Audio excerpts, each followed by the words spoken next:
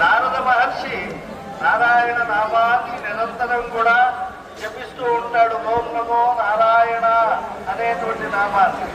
ప్రహ్లాదుడు ఆయన నారసింహ రూపాన్ని మనస్సులో పెట్టుకుని ఆ యొక్క నారాయణ చరణారవింద సంసేవా శక్తిలో తరించాడు. ధ్రువుడు ఆయన ద్వాదశాక్షరిని నారద మహర్షి చేత ఉపదేశం పొందాడు. ఓం నమో భగవతే వాసుదేవాయ అనేటువంటి తిరుమంత్రం చేత. మరి విభీషణుడు రామమంత్రం చేత కటాక్షింపబడ్డాడు. అయితే విగ్గడమై నాకు కలిగే వెంకటేశ మంత్రము అంటారు అన్నమాచార్య వారు. ఇన్ని మంత్రములు ఉన్నాయి లోకంలో ఉద్ధరించడానికి.